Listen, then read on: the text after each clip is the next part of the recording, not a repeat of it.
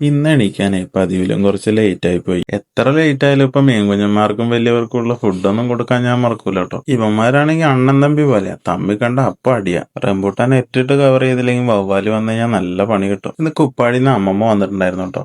കാടാമ്പുഴ പോയപ്പോ അവിടെ നല്ല പായസം പ്രസാദവും കൊണ്ടുവന്നിട്ടുണ്ടായിരുന്നു. രാവിലത്തെ ഫുഡൊന്നും വലിയ സ്പെഷ്യൽ ആയിട്ടൊന്നുമില്ല, ചപ്പാത്തിയും ഗ്രീൻ പീസ് കറിയാണ്. പോകുന്ന വഴിക്ക് സ്കൂട്ടീന്റെ ബ്രേക്ക് നന്നാക്കി ജാം ആവുന്നുണ്ടായിരുന്നു. അപ്പൊ അത് കാണിക്കാൻ വേണ്ടി ഒന്ന് കയറി. അപ്പൊ നോക്കുമ്പോ അതിന് അഡ്ജസ്റ്റർ പോയിട്ടുണ്ട്, ബ്രേക്ക് ലൈനർ ഏറെക്കുറെ തീർന്നിട്ടുണ്ട്. അപ്പൊ എന്നാ പിന്നെ അതും കൂടി മാറ്റാന്ന് വിചാരിച്ചു. രാവിലെ തന്നെ കണ്ടോ 330 രൂപ അങ്ങ് പോയി.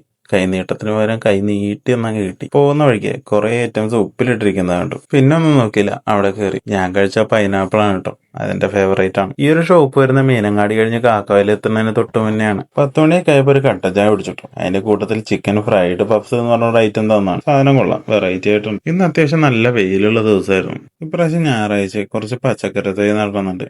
അപ്പൊ ഞാനിന്ന് കാര്യമ്പാടിയുള്ള സെഞ്ചുറി പ്ലാസ്റ്റിക്സിൽ പോയിട്ട് കുറച്ച് ഗ്രോ ബാഗ് വാങ്ങി. മഴയില്ല എന്നുള്ള പരാതി അങ്ങ് മാറിക്കിട്ടി. പുറത്തിറങ്ങിയപ്പോഴേക്ക് നല്ലൊരു മഴ പെയ്തിരുന്നു. ഇന്ന് ഉച്ചയ്ക്ക് കഴിക്കാനേ നല്ല അൽഫാമും തന്തൂർ റൊട്ടിയും വാങ്ങി. വർക്കൗട്ടും ഡയറ്റും സ്റ്റാർട്ട് ചെയ്തുകൊണ്ട് വേറെ ഐറ്റംസ് ഫുഡൊന്നും കഴിക്കാൻ പറ്റിയില്ല. വർക്ക് കഴിഞ്ഞ് വീട്ടിലെത്തി കുളത്തിലേക്ക് ശ്രദ്ധിച്ചപ്പോൾ ബ്ലാക്ക് മോറിന്റെ മേത്ത് കുറച്ച് ഫംഗസ് പിടിച്ച പോലെ ഉണ്ടായിരുന്നു.